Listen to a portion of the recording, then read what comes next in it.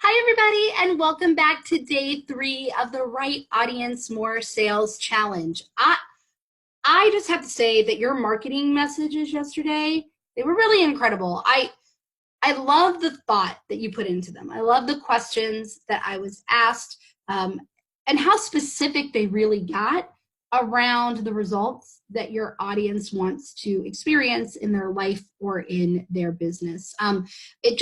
The post that I read really did speak to the individual audience member, and then I just love how you jumped in and asked questions and wanted to really understand and be sure that you're communicating to your audience, because at the end of the day, that's the most important thing. So now that you know who you serve and you know how to speak to them, we need to go find them, right? I want to caveat this lesson real quickly by saying that where you go to network depends on why you're going to network. Now, I do a whole strategy on network. I help people create an entire networking and follow-up strategy. And in fact, if this is something that you're interested in, I actually have a class that I sell on this. So message me, comment, let me know. But there are different reasons, right? You might go out finding collaborators. You might go out to find speaking. You might find out to, so what we're going to do for this challenge is we're assuming that the purpose of networking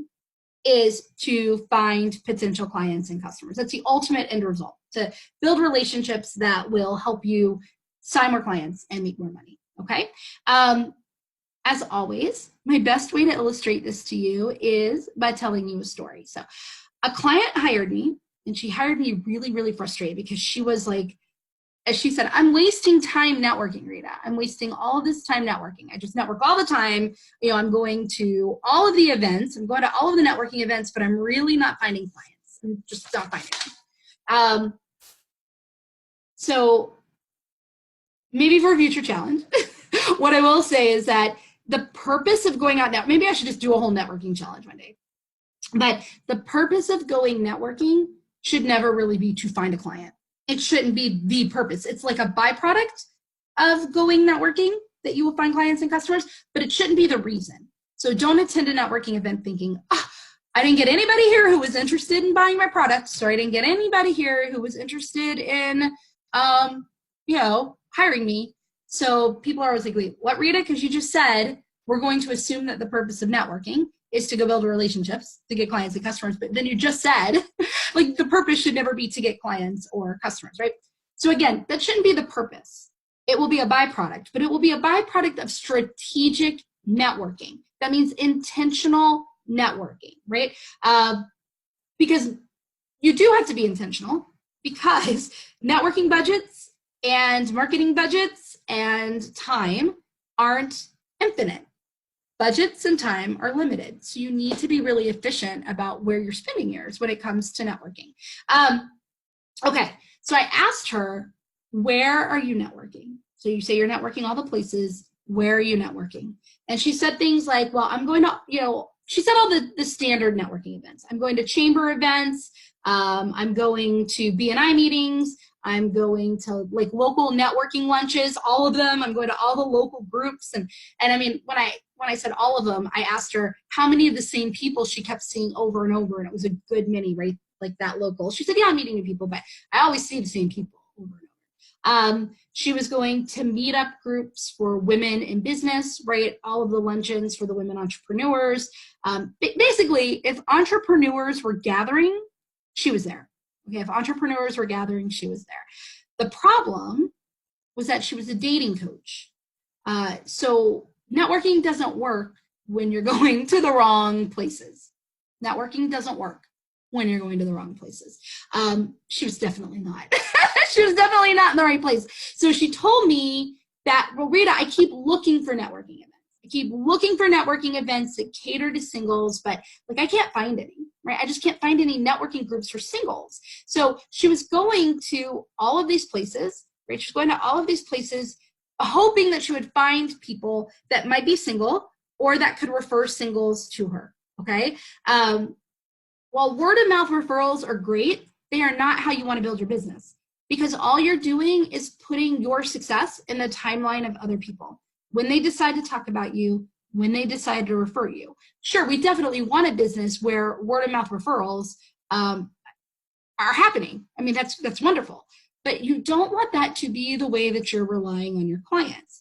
And that's kind of what she was doing by hoping that she would meet people that would refer clients to her. So I asked her, where do singles go to meet and hang out? Like, where in your area do singles go to meet and hang out and meet each other? Because wouldn't it be better? Wouldn't it be better to walk into a room and just be completely surrounded by your audience? You walk into a room, if you're a dating coach, and you look around and everybody in that room's single. Wouldn't that be better? A better room to walk into, right? So you could personally initiate relationships instead of initiating relationships with people that you hope go and initiate relationships with your audience, right? So she started listing off meetup groups that she knew of for singles, some national associations like the Single Parent Association, some other associations that cater to singles, workshops she knew of, events that were happening for singles. And I asked, okay, and where are they after work? Right? Where are they after work or on the weekends? What are they doing for fun? And she kept going, right? Wineries, and she listed all these places. And I said, so why aren't you going to these events? Why aren't you going to any of these places, right?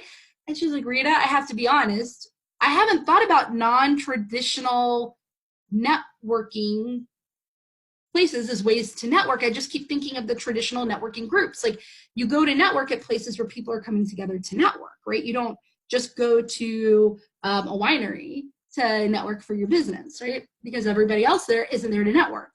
And I said, no, but you're meeting people organically, right? Like, I remember when I started my business, one of my I don't do it as much anymore because of my schedule, but one of my favorite places to go where I always met other entrepreneurs were paint and sip classes. I would always go paint and sip. We have like 30 canvases of terrible paintings in my garage. So I would always go there and I would always just talk to people about them. So what brought you to the painting class? And eventually somebody would say, oh, well, tell me about you, Rita. And I would go, oh, well, I'm a business coach. And then they go, oh my gosh, I have a business, right? Not all the time, but it was a heavy concentration. I knew that that's where my market was hanging out. So I said, well, okay, so you haven't thought about it. Cool, so why don't you go? And she said, but Rita, I'm not single. I'm not single, so why would I go to singles events, right? And I told her, I said, look, if you go to a singles event and people are like, oh, so you're single? You can actually say, no, I'm not. And if they're like, well, then what are you doing here? You can say, but my clients are. My clients are single, and it's really important that I stay up to date on their challenges and what's important to them and what's going on in their lives. And then they'll go, oh, well, how do you work with singles? Tell me. Right now, some groups have rules, some groups have restrictions around this, so you don't want to just be doing this in every group.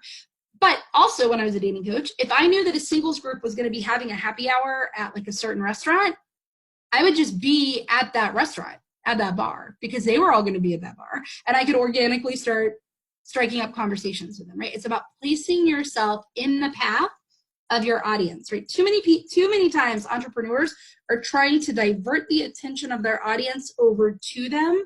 And instead, you need to take yourself and put yourself into the path of the attention of your audience. So she did, she changed where she was networking. And it really wasn't long before the results started showing up.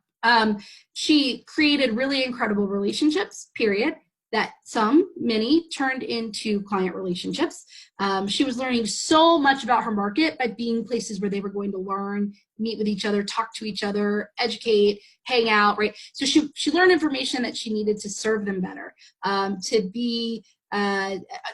to just give them everything that they needed, right? Also, the organizers of these events, as they learned a little bit more about her, started asking her to come speak and to do workshops, right? So that was another benefit of being really strategic with where she was placing herself. So it's a really common scenario to be networking in rooms that aren't the right room. In a room where maybe one or two or none or just a handful of people are actually your audience member. That's a common scenario. So for example, is your audience in corporate America? A lot of people say, well, I work with executive women. I work with executive women who are in leadership.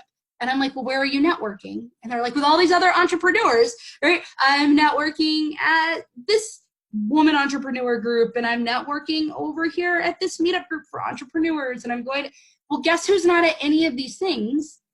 The woman executive from corporate America. Like, she's not there. And then people will go, well, entrepreneurs can use my services too. And that might be true, but why would you allocate your time, right, and your energy to marketing to not your market, not your real audience, and just kind of like a sub audience that might come in and watch the show, right? Like if you wrote a sci-fi book, you wouldn't be like, well, but you know what, this other kind of person reads my book every now and then besides a sci-fi reader. Why would you market to them as opposed to marketing to the sci-fi readers, right? You know, if your target market are stay-at-home moms, where are they? Chances are, right, they're on the playground or at the park at 3 o'clock with their kids, right? So you have to, they might be at Gymboree during the day, right? You have to be very in tune with your audience and be thinking outside the box about where you can go to be surrounded by them and to build relationships with them. This also applies to online networking. So if you're like, I don't do that whole offline networking, number one, I think you're doing a disservice because I do think your business will grow faster if you combine online and offline networking. But you can just do this online, but it's the same concept. It's everything is the same that I talked about, which is what groups are full of your audience. If your audience is corporate America and you're in a lot of entrepreneur groups, well, those can be great for information around growing your business and making connections. That way, it's not the best group for you to be in for connecting with your audience, right? And if there are no Facebook groups, you need to find out where they are online, because they are somewhere, right? So now you can see where the work that you did on day one becomes really helpful, that narrowing, right? Because it really helps you see where your audience, your specific narrow audience, is spending their time to meet others like them and for fun. So today, that's what you're gonna do. You're gonna identify networking opportunities that will get you results. And of course, to help you do this, you're gonna complete one small action that's designed to take you less than 5 minutes. And you know, what I have to say about that is, and the reason I keep these actions to under 5 minutes is, if you're not getting the clients you want, if you're not getting the sales you want, if you're not getting the customers you want, but you don't have 5 minutes to do the work that could get you in front of your right clients and customers and audience, then there's a bigger problem, right, that we need to dig into and we need to solve. So these were designed to be under 5 minutes, right? So complete the action. You're going to share the action with us. There's also a journal prompt that will help you dig into this a little better. If you're having trouble identifying where your audience gathers, ask them. The power of asking, they love to answer. Ask people who are in your audience, where do they go to hang out and meet other people like them? Where do they go? What meetups are they a part of? What Facebook groups are they a part of? What social groups are they a part of? What do they do for work? Where do they go professionally, right? What associations are they a member of? Ask all of these questions.